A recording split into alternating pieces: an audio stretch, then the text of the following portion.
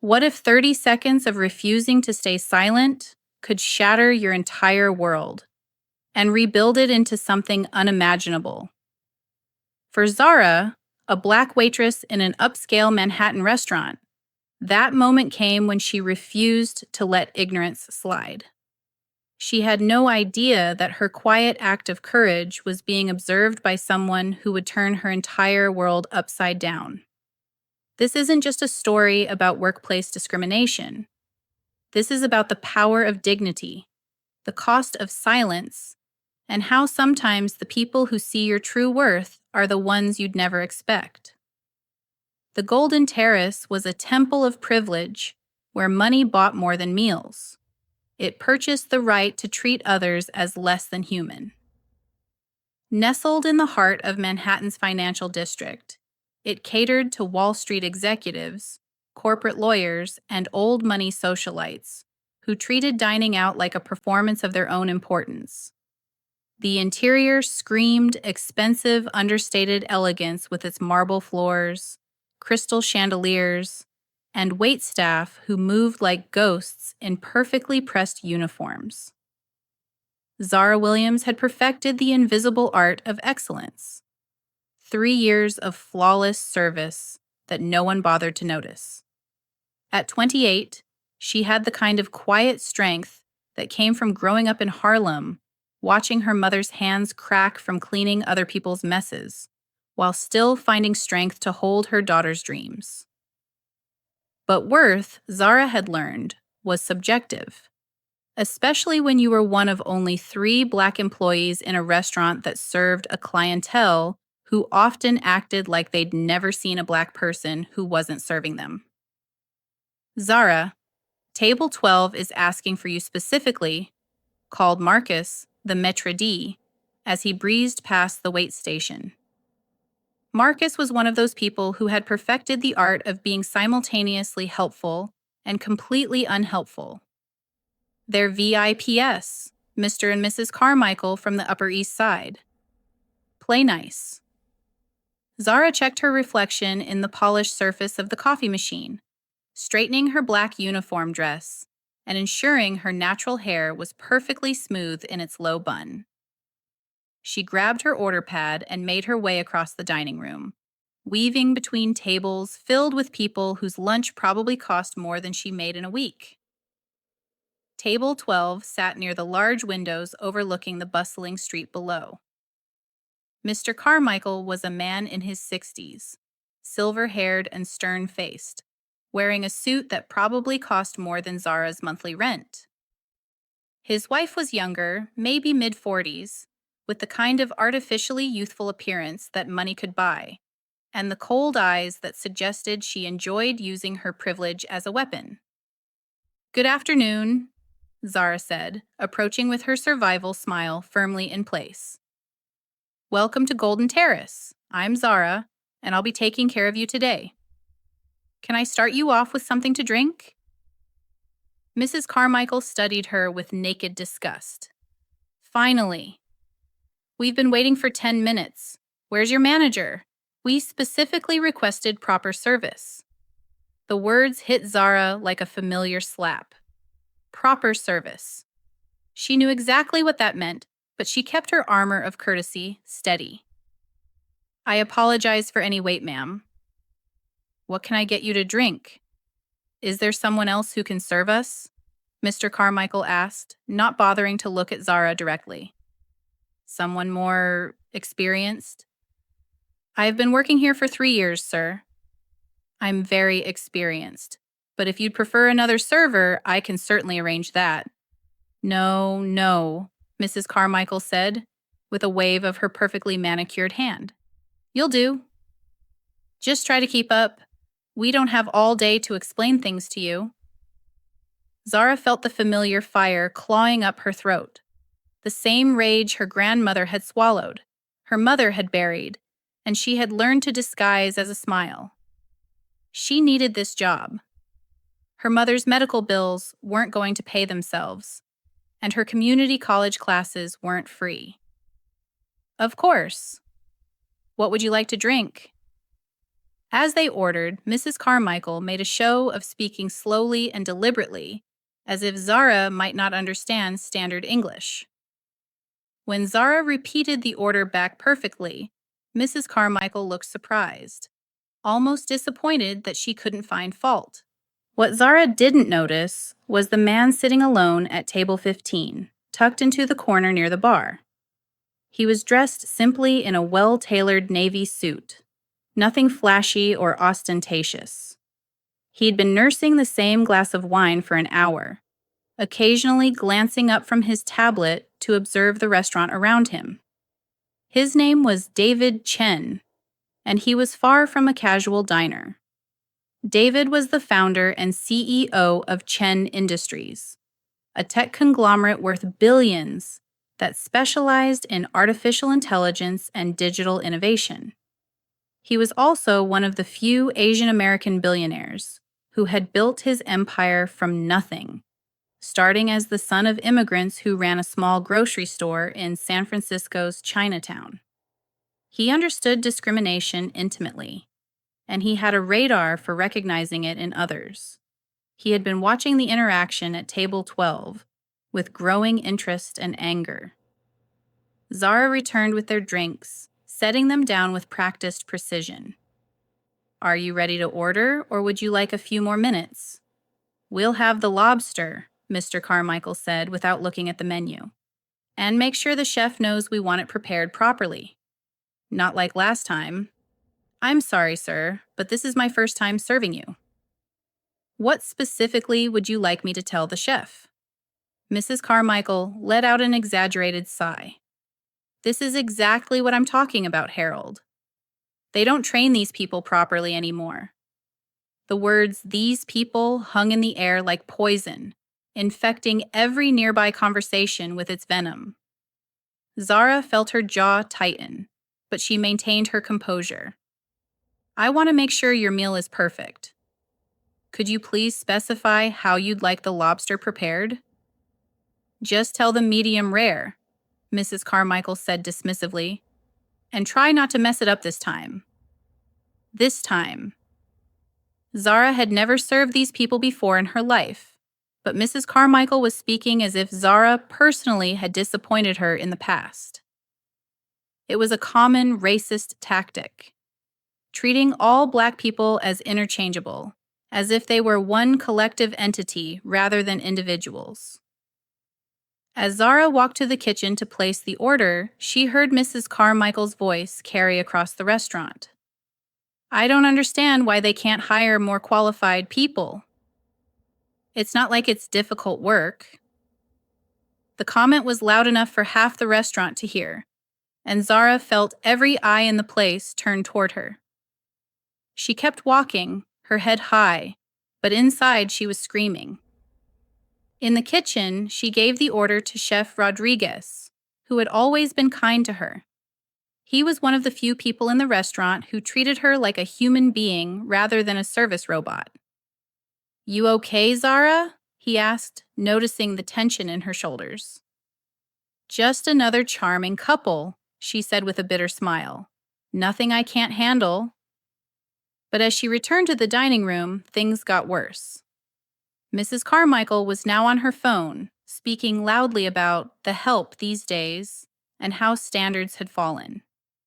She was performing her racism, making sure everyone in the restaurant could hear her opinions about the quality of service she was receiving.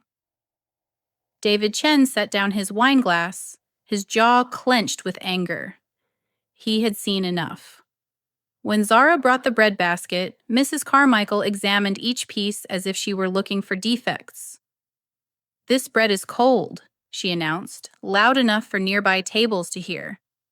"Can't you people do anything right?" "I'll get you fresh bread immediately," Zara said, reaching for the basket. "No, never mind," Mrs. Carmichael said with theatrical exasperation. "I'm sure it would just come back the same way." Some people simply don't understand quality. That was the moment something ancient and unbreakable inside Zara finally said, "Enough." She had endured "these people" and "you people" and veiled insults about her intelligence and competence. She had smiled through assumptions about her education, her background, and her capabilities. But she was done. She stood up straighter, looked Mrs. Carmichael directly in the eyes, and her voice cut through the restaurant like a blade forged in generations of silence. Ma'am, I have served hundreds of customers in this restaurant, and I have never once had a complaint about the quality of my service. I have a bachelor's degree in business administration from NYU, which I earned while working full-time to support my family. I speak 3 languages fluently, and I can tell you the ingredients and preparation method of every dish on our menu. What I cannot do is change the color of my skin to make you more comfortable. If my race is the issue here, then perhaps you should consider dining somewhere else. The restaurant held its breath, 200 conversations dying mid-sentence, as truth invaded their sanctuary of privilege. Mrs. Carmichael's face went through a remarkable transformation, from shock to outrage to something that might have been shame, though it passed quickly. "How dare you?" she sputtered. "Harold, did you hear what she just said to me? I want to speak to the manager immediately." But before Mr. Carmichael could respond, David Chen stood up from his corner table.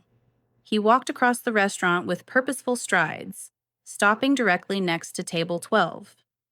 Up close, he was more imposing than he had appeared from across the room. Tall, well-built, with intelligent dark eyes that seemed to see everything. "Actually," a voice cut through the tension like thunder, "what she said was exactly right." Mrs. Carmichael looked up at him, confused by this unexpected intervention. "Excuse me? This is a private conversation." "No, it became a public performance the moment you decided to broadcast your opinions about Black people to the entire restaurant," David said. He turned to Zara, who was standing frozen, realizing she had probably just lost her job. "Miss, what's your name?" "Zara Williams," she said quietly. "Zara Williams," David repeated, as if committing it to memory. "You handled that with more grace and professionalism than these customers deserved. You stood up for your dignity without losing your composure. That takes character." He turned back to the Carmichaels. "I have been watching this interaction for the past 20 minutes. What I've seen is a young woman doing her job with skill and patience while being subjected to racial microaggressions and outright disrespect. Your behavior has been appalling." "Now see here," Mr. Carmichael began, finally speaking up. "Who do you think you are?" David's fingers moved with surgical precision, extracting a card that would detonate their world of assumptions. "David Chen, CEO of Chen Industries. Perhaps you've heard of us. We're worth about $40 billion in case that matters to people like you."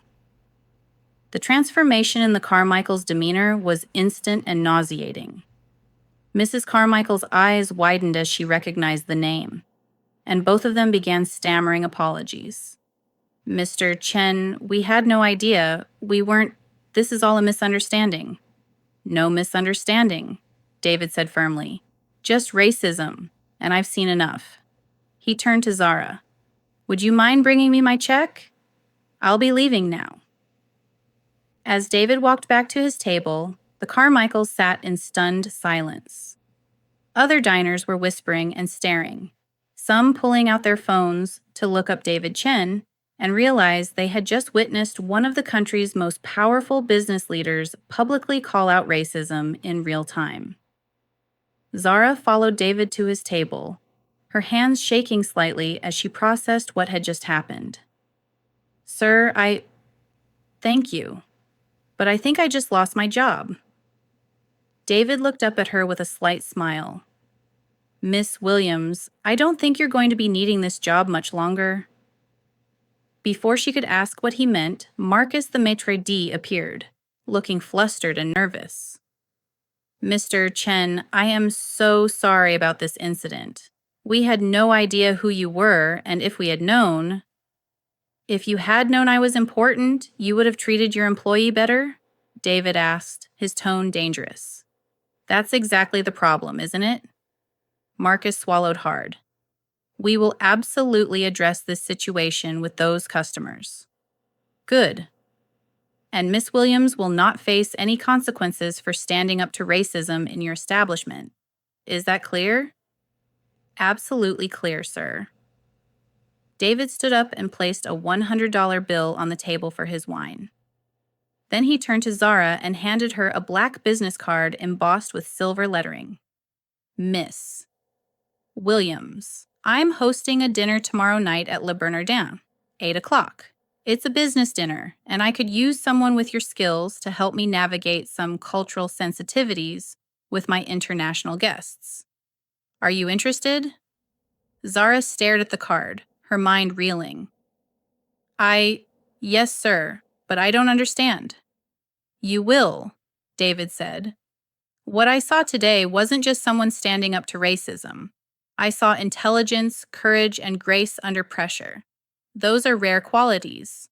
Don't waste them serving people who don't deserve you. As he walked toward the exit, he paused and spoke loud enough for the entire restaurant to hear. For anyone wondering, that young woman just demonstrated more class and professionalism than anyone else in this room today, including the paying customers.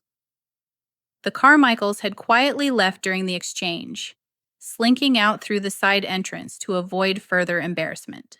The restaurant buzzed with conversation as other diners processed what they had witnessed. Zara stood holding the business card, her heart pounding. In the space of 10 minutes, she had risked everything by speaking her truth, been defended by a billionaire she'd never met, and been offered some mysterious opportunity that she didn't understand. Marcus approached her cautiously. Zara, I want you to know that management supports you completely. What those customers said was unacceptable. Zara looked at him with barely concealed disgust. Where was that support for the past 3 years when customers have been treating me like garbage? It only matters now because David Chen witnessed it? Marcus had no answer for that. As Zara finished her shift, her mind kept returning to David Chen's words. Don't waste them serving people who don't deserve you. She had been wasting her talents, accepting less than she deserved because she needed the job, needed the steady paycheck, needed to survive. But survival wasn't living. And maybe, just maybe, this mysterious dinner invitation was going to change that. The rest of her shift passed in a blur of curious stares and whispered conversations. Word of the incident was already spreading through the restaurant's social media mentions, with several diners having recorded parts of the confrontation. By the time she got home to her small apartment in Brooklyn, her phone was buzzing with notifications. Her mother, Denise, was waiting with dinner already prepared. Baby, you look like you've seen a ghost. Hard day? Zara sat down at their small kitchen table and told her mother everything. About the Carmichaels, about David Chen, about the business card that was now sitting on the table between them like a portal to another world. Denise picked up the card, examining it carefully. Chen Industries. I've heard that name before. This man is serious money, Zara. What do you think he wants? I have no idea, Mama. But whatever it is, it has to be better than serving people who think I'm subhuman. 24 hours later, Zara stared at her reflection in a cracked mirror, wondering what armor a former waitress wears to dine with gods. Her wardrobe consisted mainly of her Golden Terrace uniform, casual clothes for her college classes, and exactly one dress suitable for anything remotely upscale. A simple black sheath dress she'd bought for her college graduation. You sure about this, baby? Denise called from the living room where she was watching the evening news. This man is a stranger. Rich people got their own set of problems, and sometimes they drag other folks into them. Zara emerged from her bedroom, smoothing down the dress. Mama, Yesterday, I was ready to lose my job standing up to some racist customers. Today, a billionaire is offering me something. I don't know what, but it has to be better than what I've got. Denise said, giving her daughter the look that had been perfected over 28 years of motherhood. Just remember what I taught you. You don't owe nobody nothing just because they got money. Your dignity ain't currency, baby. Don't let nobody make change with your soul. The wisdom hit home. Zara's mother had raised her to be strong, independent, and never to compromise her values for anyone, rich or poor. But she had also raised her to recognize opportunity when it knocked. A black town car arrived at exactly 7:15 p.m., 15 minutes before the scheduled pickup time. The driver, a middle-aged black man named Jerome, greeted her with genuine warmth. Miss Williams? I'm Jerome. Mr. Chen sent me to make sure you got to Le Bernardin safely. He held the door open for her. He also wanted me to tell you that this is just a conversation. No pressure, no expectations, just two people talking over good food. During the ride into Manhattan, Jerome filled the silence with easy conversation. He'd been working for David Chen for 5 years, he explained, and had never met a boss who treated his employees better. Mr. Chen's different, Jerome said, as they navigated through traffic. Came from nothing, just like most of us. His parents owned a little grocery store in Chinatown. He remembers what it's like to be looked down on, to have people assume you don't belong in certain spaces. That's why what he did yesterday at your restaurant, that wasn't no publicity stunt. That's just who he is. Le Bernardin didn't need to shout its power. It whispered wealth in a language only the initiated understood. Where Golden Terrace was showy and ostentatious, Le Bernardin was quietly, confidently elegant. The kind of place where the waitstaff moved like dancers and every detail whispered refinement, rather than shouting it. David Chen was already seated at a corner table that offered privacy while still providing a view of the restaurant. He stood as Zara approached, a gesture that surprised her. In her experience, powerful people rarely stood for service workers. Miss Williams, thank you for coming. You look lovely. His smile was warm, genuine, completely different from the cold authority he'd displayed at Golden Terrace. Thank you for inviting me, Mr. Chen. Though I have to admit, I'm not sure why I'm here. Please call me David. And I hope by the end of the evening, it'll be clear. He gestured for her to sit. But first, let's eat. I'm told the sea bass here is exceptional. The conversation started with safe topics. David asked about her studies at NYU, her family, her background. But unlike the customers at Golden Terrace who asked personal questions to establish hierarchy, David's questions felt genuine.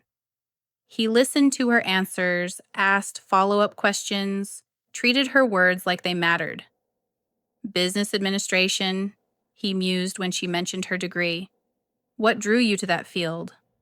Honestly, my mother. Zara found herself relaxing despite the surreal circumstances. She's worked for other people her whole life, cleaning offices, working in cafeterias. Good, honest work, but she never had ownership of anything. I wanted to understand how businesses work, how wealth gets created and distributed. I thought maybe I could build something of my own someday. And yet you're working as a waitress. The statement wasn't judgmental, just factual, but it stung nonetheless. Student loans, medical bills for my mother, rent in New York City. Dreams don't pay bills, Mr. David. They don't, he agreed, but talent shouldn't be wasted paying other people's bills either. Before Zara could ask what he meant, David leaned forward slightly. Let me tell you a story. 20 years ago, I was invisible. Another Asian face in cubicle 47B, watching white men get rich off my ideas. Good job, decent salary. But I was one of only 3 Asian employees in a company of 200 people. I had ideas, big ideas, about artificial intelligence and machine learning. But every time I presented them in meetings, I was ignored, talked over, or told my English wasn't good enough to explain complex concepts. Zara recognized the pattern immediately. One day, I was in a meeting with potential investors. My white colleagues were presenting my ideas as their own. I sat there watching them get credit and funding for work I'd done, and I realized I had a choice. I could keep being invisible, or I could bet everything on myself. What did you do? I quit. Started my own company with my savings and credit cards. Nearly went bankrupt 3 times in the first 2 years. But I built something that was mine, something that reflected my vision and values. Today, Chen Industries employs over 10,000 people, and I make it a point to look for talent in places where other people aren't looking. The implication was beginning to dawn on Zara, but she didn't dare hope. Yesterday at your restaurant, I didn't just see someone standing up to racism, David continued. I saw someone with the courage to risk everything for their principles. I saw intelligence, poise under pressure, and most importantly, leadership. You turned a humiliating situation into a moment of power. That's a rare skill. David, what are you offering me? He smiled at her directness. I'm expanding Chen Industries into hospitality and service sectors. Hotels, restaurants, entertainment venues. Industries where customer experience is everything, but where systemic racism and discrimination are still major problems. I need someone to head up our diversity and inclusion initiatives, not just as a consultant or advisor, but as a vice president with real authority to make changes. Zara's heart began racing. I don't have experience in corporate management. You don't have a title in corporate management, he corrected. But you've been managing customer relationships, de-escalating conflicts, and maintaining professionalism under pressure for years. You understand service excellence because you've been providing it. You understand discrimination because you've lived it. And yesterday, you proved you understand leadership. The waiter brought their entrees, but Zara barely noticed the exquisite presentation. Her mind was spinning with possibilities and fears. What would this position entail? Real responsibility, real authority. You'd work directly with me to develop policies and practices that ensure our companies provide equal opportunities and exceptional service to everyone. You'd have a team, a budget, and the power to make actual changes. Starting salary would be $180,000 annually, plus bonuses and equity options.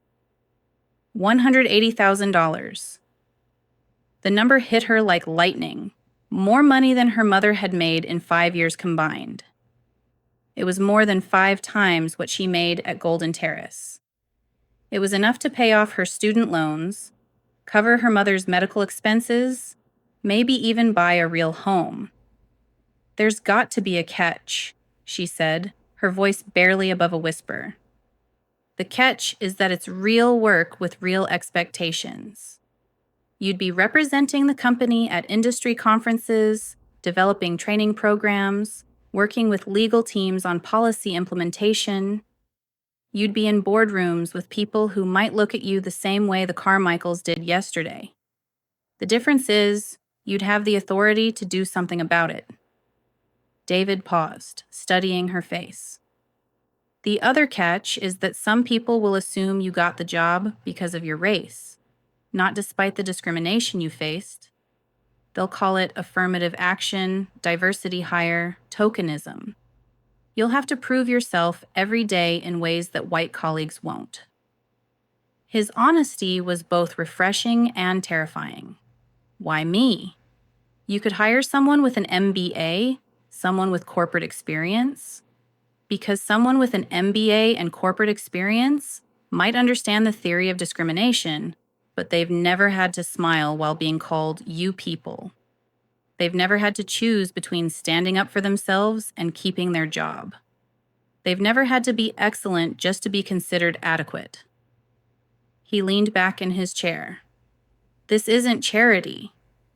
David's voice cut through her doubt. This is recognition. This is justice with a paycheck. I'm offering you an opportunity to build something meaningful, to take everything you've learned about resilience and service and dignity and use it to change how entire industries operate, but only if you want it. The conversation was interrupted by a commotion at the front of the restaurant. Zara looked up to see a familiar figure being seated at a prominent table. The woman who had called her "you people" now sat draped in designer armor, still carrying yesterday's poison in her smile. She was accompanied by a different man tonight. She was speaking loudly to the maître d', complaining about the table location. David followed Zara's gaze and his expression hardened. Interesting coincidence. Maybe we should go, Zara said, suddenly feeling exposed and vulnerable. Or maybe this is a perfect opportunity to see how you handle round 2. As if summoned by their conversation, Mrs. Carmichael's eyes swept the restaurant and landed on their table. Recognition crawled across her features like a disease, followed by naked terror. She spoke urgently to her companion and pointed in their direction. To Zara's amazement, Mrs. Carmichael stood up and began walking toward their table. Her companion followed, looking confused and embarrassed. "Mr. Chen," Mrs. Carmichael said, as she approached, her voice artificially bright. "What a pleasant surprise to see you again." David didn't stand this time. "Mrs. Carmichael, I wanted to apologize for yesterday's misunderstanding. Harold and I had no idea who you were, and we certainly didn't mean any offense." "The offense wasn't to me," David said coolly. "And it wasn't a misunderstanding. It was racism." Mrs. Carmichael's companion shifted uncomfortably. "Perhaps we should return to our table, dear." But Mrs. Carmichael seemed determined to salvage something from this encounter. She turned to Zara with a smile that didn't reach her eyes. "And I owe you an apology as well, dear. I may have been having a bad day yesterday, and I'm afraid I took it out on you. No hard feelings?" Zara felt the familiar rage beginning to build, but this time it was different. This time, she wasn't a powerless waitress hoping to keep her job. She was sitting across from one of the most powerful men in the country, being offered a position that would change her life forever. The power dynamic had shifted, and Mrs. Carmichael knew it. "Mrs. Carmichael?" Zara said, her voice steady and clear. "Yesterday you called me 'these people' and 'you people.' You questioned my competence, my intelligence, and my right to exist in your space. You made assumptions about me based solely on my race, and you did it publicly to humiliate me." Mrs. Carmichael's artificial smile faltered. "You're not sorry for your racism. You're sorry it has consequences. There's a difference. I think a real apology would involve examining why you felt entitled to treat another human being with such disrespect in the first place. Until you're ready to do that work, your apology is meaningless." Mrs. Carmichael's face went through several shades of red. Her companion took her arm.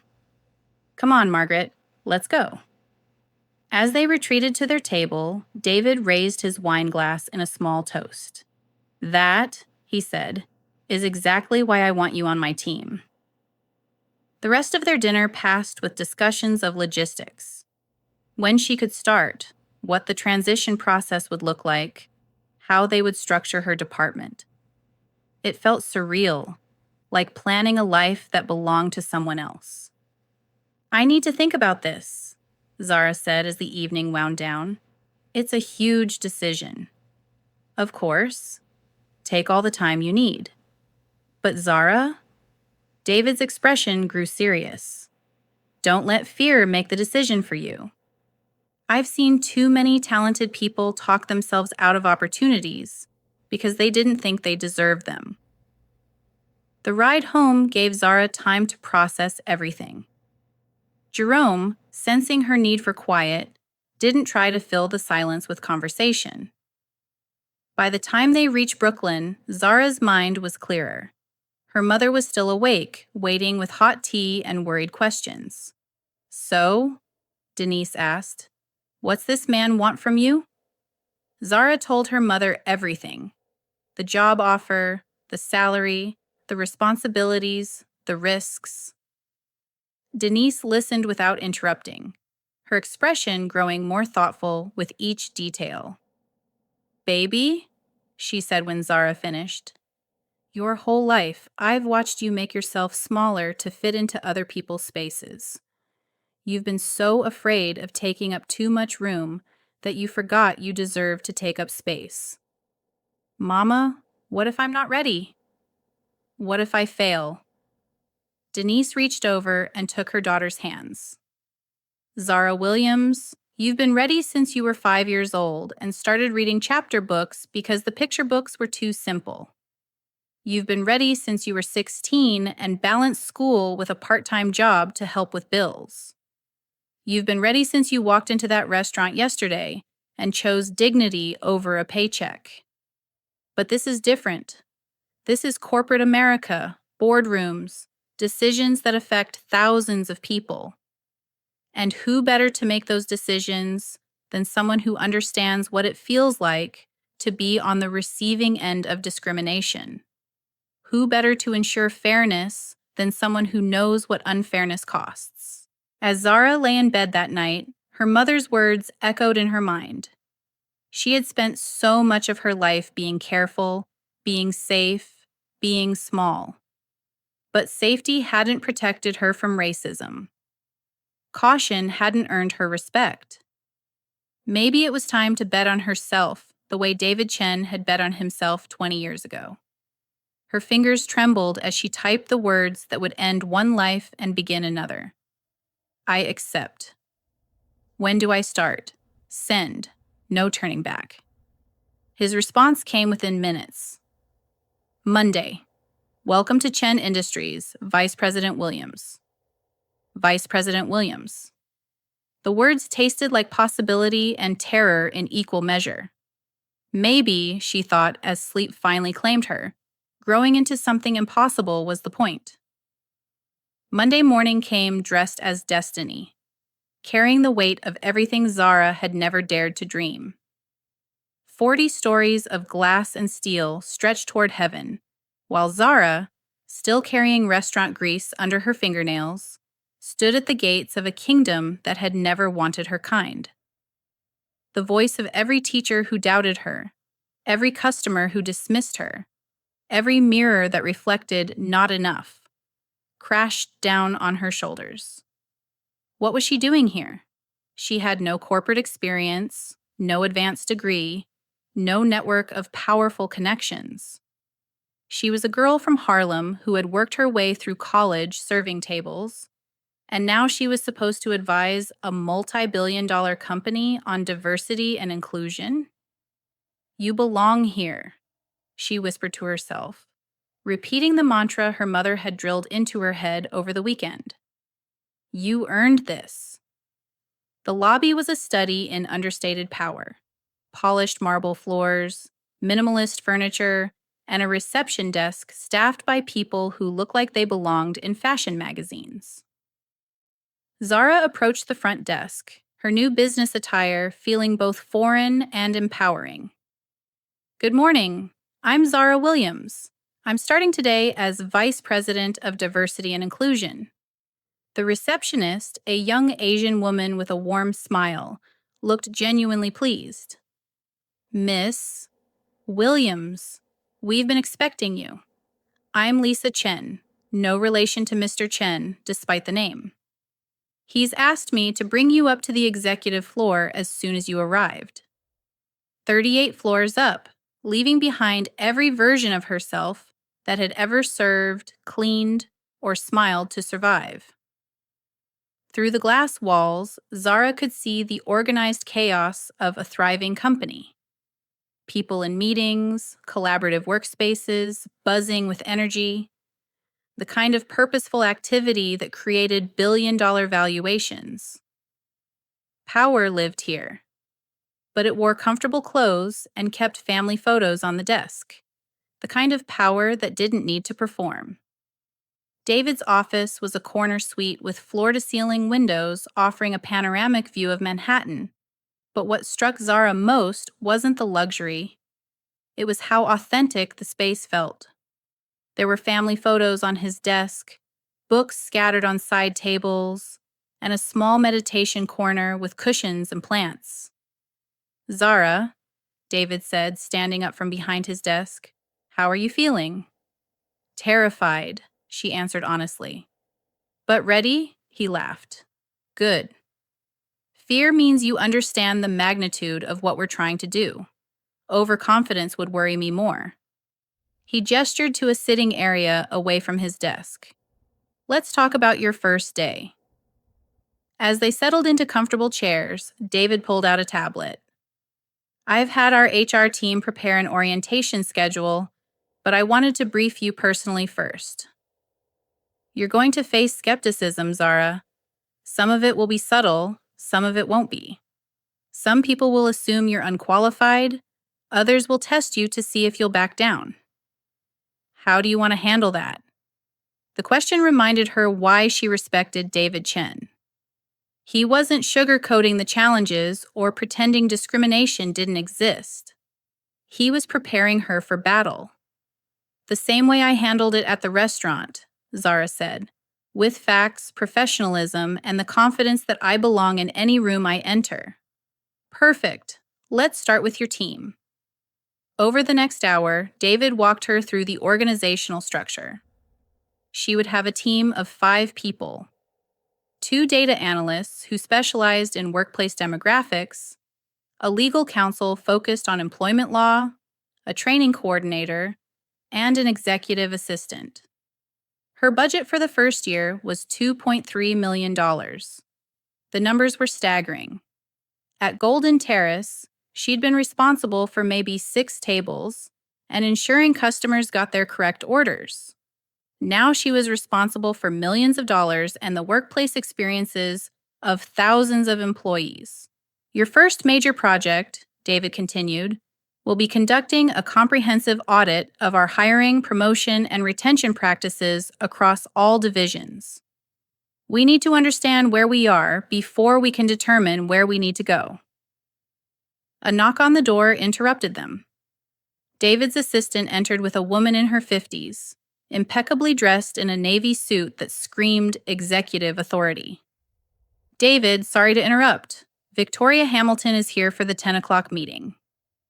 Zara recognized the name immediately. Victoria Hamilton was Chen Industries' Chief Human Resources Officer, a woman who had built her reputation over 20 years in corporate America.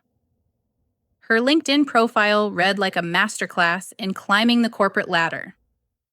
Victoria's smile carried the same chill Zara had learned to recognize in expensive restaurants: polite, professional, and sharp enough to cut. "Miss Williams, welcome to Chen Industries. I'm looking forward to working with you." There was something in Victoria's tone that set Zara's radar on high alert. It wasn't openly hostile, but it carried the subtle undertone of skepticism that Zara had learned to recognize. "Thank you, Miss Hamilton. I'm excited to get started. Victoria will be your primary liaison with the broader HR team," David explained. "She'll help you navigate the organizational structure and understand our existing policies." "Of course," Victoria said, though her smile tightened slightly. "Though I do have some questions about how our departments will coordinate. Diversity and inclusion traditionally falls under human resources oversight. The territorial challenge was immediate and transparent. Victoria was establishing that she saw Zara as a subordinate, not a peer." "Actually," David said, his voice carrying a slight edge. The Vice President of Diversity and Inclusion reports directly to me, not through HR. Zara will have independent authority to investigate, recommend, and implement changes across all departments, including human resources. Victoria's professional mask slipped for just a moment, revealing surprise and what might have been annoyance. Of course. I just want to ensure we're coordinating effectively. I'm sure you do, David said. And I'm confident that Zara and her team will work collaboratively with all departments while maintaining their independence. After Victoria left, David turned to Zara. First test. How did that feel? Like a preview of the next few months, Zara said. She sees me as a threat to her territory. Smart assessment. Victoria's been here for 8 years, and she's used to being the final word on all people-related issues. Your position changes that dynamic. Some people will embrace the change, others will resist it. Your job is to navigate those relationships while never compromising your authority. The rest of the morning was spent in meetings with her new team. The data analysts, Marcus Rodriguez and Jennifer Kim, were genuinely enthusiastic about finally having resources to conduct the kind of comprehensive analysis they'd been advocating for years. The legal counsel, Amanda Johnson, was a sharp woman in her early 30s who had left a prestigious law firm to work on employment justice issues. The training coordinator, however, presented a different challenge. Robert Sterling, no relation to David, despite the name, was a man in his 50s who had been with the company for 15 years. His handshake was firm, his smile was practiced, and his skepticism was barely concealed. So, Robert said as they sat in her new office, "What's your background in corporate training and development?" "I don't have traditional corporate experience," Zara replied, meeting his gaze directly. "But I have extensive experience being on the receiving end of both good and terrible customer service training. I've seen what works and what doesn't from a perspective most consultants never get." "Interesting approach," Robert said, his tone suggesting it was anything but interesting. "And what's your philosophy on diversity training?" The question felt like a trap, but Zara had spent the weekend thinking about exactly this issue. Inclusion isn't about making people comfortable, it's about making companies unstoppable. Diverse teams don't just feel good. They perform better, innovate faster, and earn more. Everything else is just expensive guilt. For the first time, Robert's professional mask cracked slightly, revealing what might have been grudging respect. "That's not what I expected you to say." "What did you expect me to say?" "Honestly, I thought you'd give me some speech about sensitivity and making everyone feel comfortable. Most diversity consultants I've worked with focus on feelings rather than results." "Mr. Sterling, I'm not here to make anyone feel comfortable. I'm here to make this company more effective and more fair. Sometimes those goals require making people uncomfortable." By lunchtime, Zara's head was spinning with information, names, policies, and the complex web of relationships she would need to navigate. She ate alone in her office, reviewing organizational charts and trying to memorize the reporting structures. A knock on her door interrupted her concentration. She looked up to see a young Black woman in her 20s, holding a cup of coffee and looking nervous. "Miss Williams? I'm sorry to bother you. I'm Keisha Johnson. I work in the marketing department. I just wanted to introduce myself. Please come in. And call me Zara." Keisha stepped into the office, closing the door behind her. "I hope this isn't inappropriate, but I wanted to say thank you." "Thank you for what?" "For being here. For taking this position. For 3 years, I've been the only Black face in most meetings. Your presence here, it's like finally being able to breathe." The weight of representation hit Zara like a physical force. She wasn't just taking a job. She was carrying the hopes and expectations of every person of color in the company who had felt invisible, overlooked, or marginalized. Keisha, what's your experience been like here? Honestly, lonely. I'm good at my job, my performance reviews are excellent, but I've been passed over for promotion twice. Both times, the position went to white colleagues with less experience. When I asked for feedback on how to improve my candidacy, I was told I needed to be more collaborative and culturally aligned with the team. Zara recognized the coded language immediately. Collaborative and culturally aligned were often euphemisms for fits in with the white majority culture. Have you documented these interactions? Some of them. But I was afraid to make too much noise. I need this job. Your story matters, Keisha. And now, for the first time, someone with power is listening. Would you be willing to make it official? Relief flooded Keisha's face. Yes, absolutely yes. After Keisha left, Zara sat staring out her window at the Manhattan skyline. This was why she was here. Not for the salary or the title or the corner office, but for people like Keisha who needed someone in power to see them, to advocate for them, to change systems that had been designed to exclude them. The afternoon brought her first executive committee meeting. 12 faces turned toward her.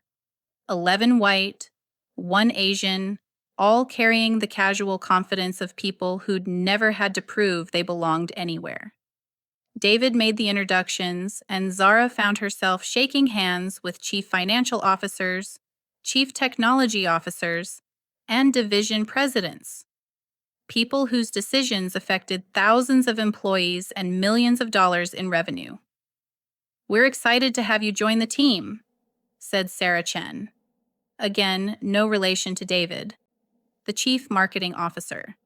"Though I have to admit, some of us are curious about how this new position will interface with our existing departmental autonomy."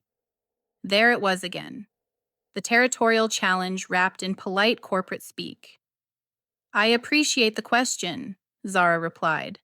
"I'm not here to override your expertise." Zara's voice cut through their skepticism like steel through silk. "I'm here to ensure that expertise serves everyone. Think of it as adding another filter to your decision-making process. Not replacing your expertise, but augmenting it." "And what does that look like practically?" asked the chief technology officer, a man named Peter Walsh who had the slightly impatient air of someone who preferred concrete answers to abstract concepts. "For example, when you're hiring for technical positions, my team can help you analyze whether your job descriptions, interview processes, and hiring criteria might be inadvertently screening out qualified candidates from underrepresented groups. We can provide data on industry best practices, suggest partnerships with historically Black colleges and universities or women in tech organizations, and help you measure the effectiveness of your diversity efforts." Peter's impatience crackled across the table like static electricity. "That sounds like bureaucracy designed to slow us down." "Actually, it's designed to make your processes more efficient," Zara countered. "Right now, if you're not reaching diverse candidate pools, you're limiting your talent options. If your interview processes have unconscious bias, you're not selecting the best candidates. My role is to help you access the best talent available, which should make your job easier, not harder." The room fell silent as the executives processed this reframing.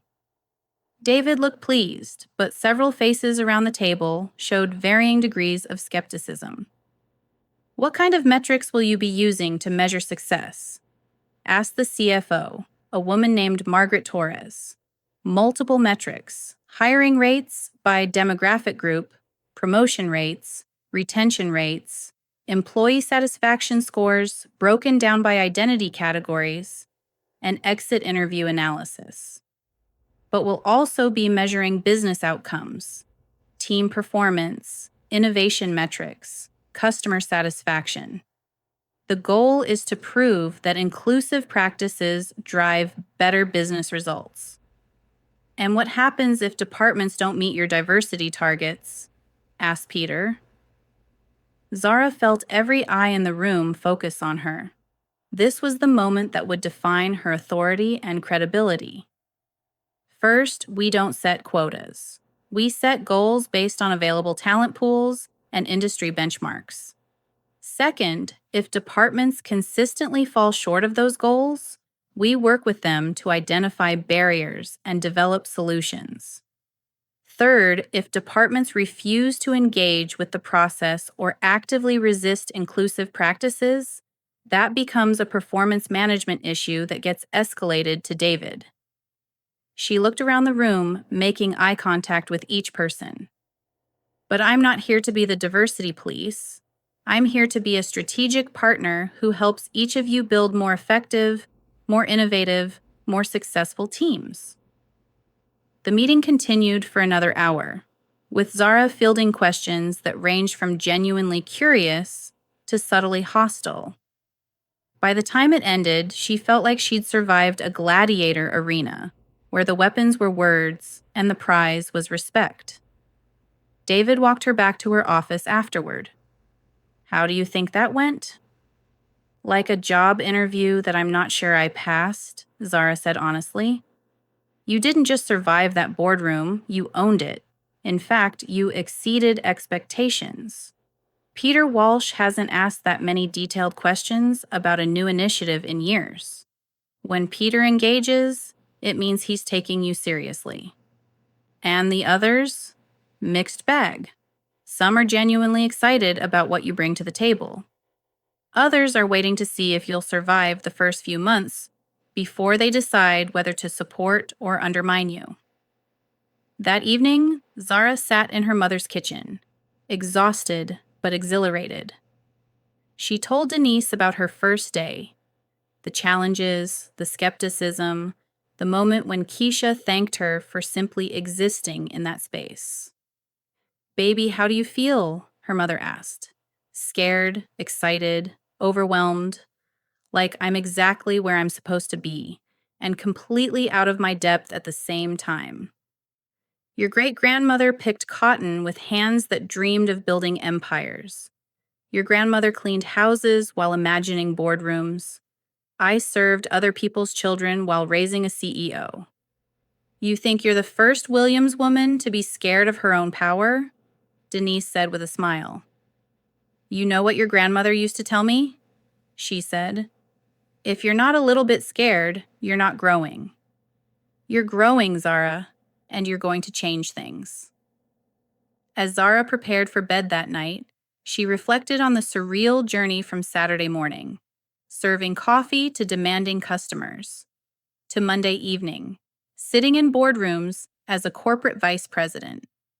The transformation felt impossible, like something that happened to other people in movies or books, but it was real. She was real. And tomorrow, she would walk back into that building and continue the work of changing an entire company culture, one conversation, one policy, one hire at a time. Her phone buzzed with a text message from David. You didn't just survive that boardroom, you owned it. Now the real revolution begins. VP Williams. The title still felt foreign, but maybe that was okay. Maybe growing into something bigger than she'd ever imagined was supposed to feel foreign at first. Zara Williams had served her last cup of coffee to undeserving customers. Now she was serving justice, equality, and opportunity on a corporate platter. And she was just getting started. Her story wasn't just about escaping discrimination, it was about transforming it. One boardroom, one policy, one courageous conversation at a time. Sometimes the woman who changes everything is the one who refuses to keep serving a world that never intended to feed her. The table was never the goal. It was building her own. What talents are you hiding? What opportunities are you talking yourself out of? What would happen if you bet on yourself the way Zara bet on herself? Sometimes the difference between serving others and leading change is simply having the courage to believe you deserve a seat at the table you've been serving. If this story moved you, or if you've ever felt invisible in spaces where you deserve to be seen, give this video a thumbs up.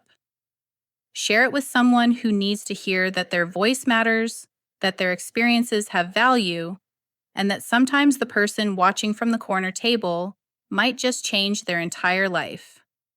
Subscribe for more stories about finding power in unexpected places. And remember, you never know who's watching when you choose dignity over silence.